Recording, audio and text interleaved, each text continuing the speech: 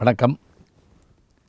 இறைவன் உருவமாக, அருவமாக, அருவுருவமாக காட்சி தருகிறான். பேசுகிறது புரியலன்னு நினச்சிடாதீங்க. உருவம் என்றால் நடராஜர் குஞ்சித பாதமாக காலை தூக்கி நாட்டியம் ஆடுவது, இது உருவம். அருவுருவம் என்றால் லிங்க வடிவம். அதில் முகம் இருக்காது, கைகால்கள் இருக்காது, அது குறியீடு போல. அருவம் என்றால் சிதம்பரத்திலேயே இறைவன் ஆகாசமாக காட்சி தருகிறான் என்ற ஒரு நம்பிக்கை உண்டு. எனவே இறைவனை உருவமாக, அருவமாக, அருவுருவமாக காணுகின்ற பழக்கம் நமக்கு உண்டு, வழிபடுகின்ற முறை நமக்கு உண்டு. இன்னும் சொல்வதாக இருந்தால் அவன் ஐம்பூதங்களாகவும் காட்சி தருகிறான். நிலம், நீர், நெருப்பு, காற்று, ஆகாயம், பஞ்சபூத தலங்கள்னு நம்ம சொல்லுவோம். இதில் நீர் வடிவிலே சொல்லுகிற போது நாம் திருவானைக்காவை சொல்லுவோம். எம்பெருமான் தண்ணிக்குள்ளே இருப்பார் அப்படியே. அதே போல் நெருப்பு வடிவத்தில் காணப்படுகின்ற எம்பெருமானுடைய உருவம் எங்கே என்று கேட்டால் திருவண்ணாமலையில் தான். திருவண்ணாமலையில் அவர் நெருப்பு வடிவமாக தோன்ற காரணம் என்ன? ஒரு புராண கதையை பார்க்கணும். அதாவது வழக்கமாக எல்லாருக்குமே ஒரு இயல்பான எண்ணம் ஒன்று உண்டு. என்ன? நம்மை காட்டிலும் பெரியவன் யார் என்ற ஒரு எண்ணம் இருக்கும். அது தன்னம்பிக்கைன்னு கூட சொல்லலாம், அது ஆணவமாகவும் சில நேரங்களில் வெளிப்பட்டுரும். இப்போ திருமாலுக்கும் பிரம்மனுக்கும் இடையில் ஒரு போட்டி வந்ததான். படைப்பு கடவுள் பிரம்மா, காக்கும் கடவுள் திருமால். என்ன போட்டி வந்தது? யார் பெரியவர் என்ற ஒரு போட்டி வந்தது. நீயா நானா அப்போவே இருந்திருக்கு பாருங்கள்.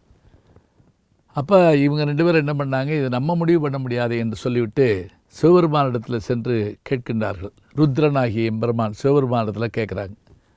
அவர் உடனே, இது நல்ல கேள்வி, உங்களில் யார் பெரியவர்னு நான் இப்போ உடனே சொல்லிடுறேன். நீங்கள் ரெண்டு பேரும் ஒரு செயல் செய்யணும். என்னுடைய பாதத்தை ஒருவரும் என்னுடைய திருமுடியை ஒருவரும் சென்று பார்த்து வாருங்கள். உங்களுக்குள் யார் செல்வது என்பதை முடிவு செய்து கொள்ளுங்கள்.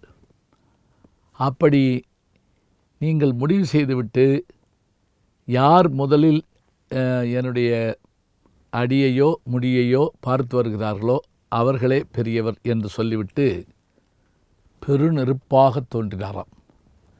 பெருநெருப்பாக தோன்றியவுடன் திருமால் வராக அவதாரம் எடுத்து பூமியை குடைந்து கொண்டு அவருடைய பாதத்தை தேடி சென்றார்.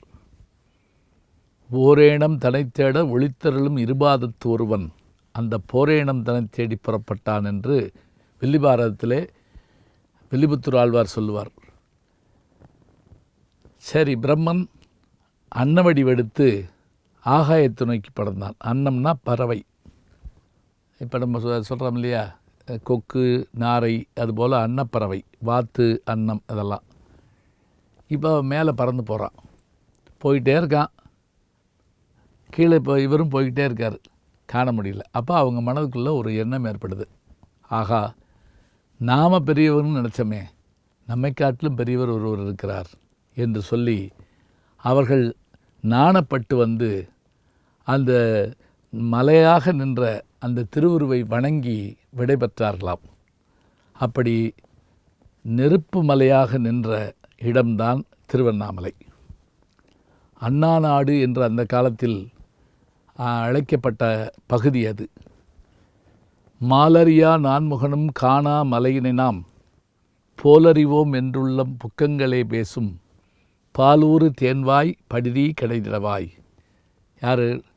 நம்முடைய மாணிக்க வாசகர் திருவம்பாவையில் பாடுறார்.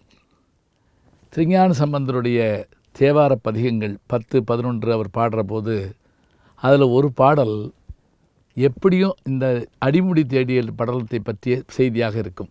3000 பாட்டிலையும் நீங்கள் பார்க்கலாம், அடிமுடி தேடிய படலம் உண்டு.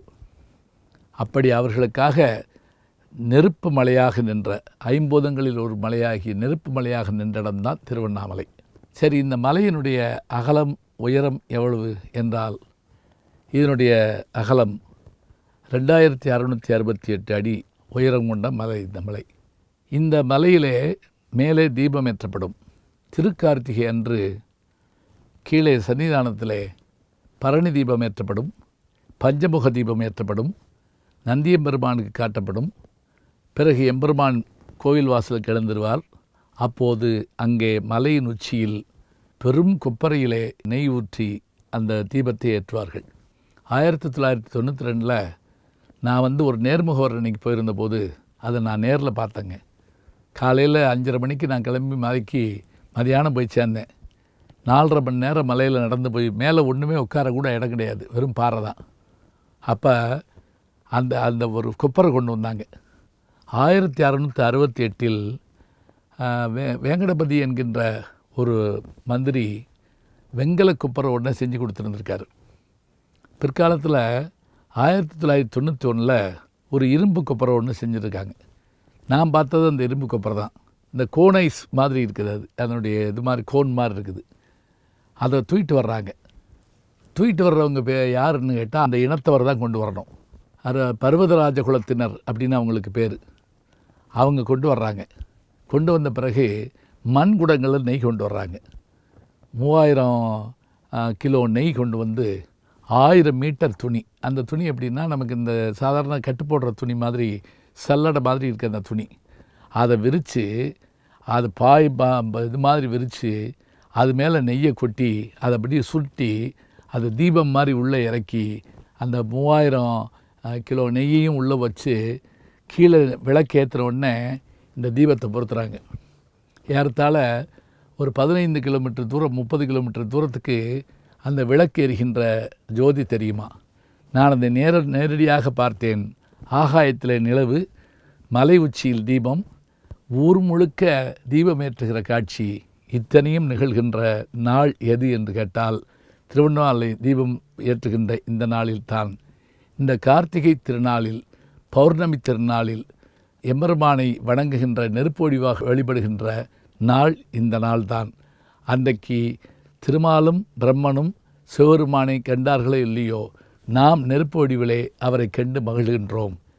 சங்க இலக்கியத்தில் இதை பற்றி சொல்லுகிற போது கூட ஒரு மன்னன் அவனுடைய மகன் முரசிலே நெய்விட்டு அதில் தீபமேற்றி உலகத்தார் அறியும்படி கார்த்திகை தேயை கொண்டாடினான் என்று நம்முடைய சங்க இலக்கியத்திலே பாடல் வருகின்ற செய்தியை பார்க்கிறோம். எனவே பழம்பெருமை வாய்ந்த திருவிழாக்களில் ஒன்று கார்த்திகை திருவிழா. புராணங்களிலும் இதிகாசங்களிலும் வரலாற்றிலும் சங்க இலக்கியத்திலும் போற்றப்படுகின்ற தீபத் திருவிழா நம்முடைய திருவண்ணாமலை தீபத் திருவிழா. இந்த அருமையான தீபத் திருவிழாவின் போது வீடுகளில்தோறும் விளக்கேற்றி இருளினை போக்குவோம், எம்பெருமானின் அருளை பெறுவோம். நல்ல செய்திகளை நாளும் சிந்திப்போம், நாளை சந்திப்போம். அன்பிற்கினிய யூடியூப் நேயர்களே, நீங்கள் என்னோடு இன்னும் நெருக்கமாக தொடர்ந்து வர வேண்டும் என்று சொன்னால் இன்ஸ்டாகிராம், ட்விட்டர் போன்ற பதிவுகள்லையும் என்னை நீங்கள் தொடருங்க. பின்தொடர்ந்து வாருங்கள்.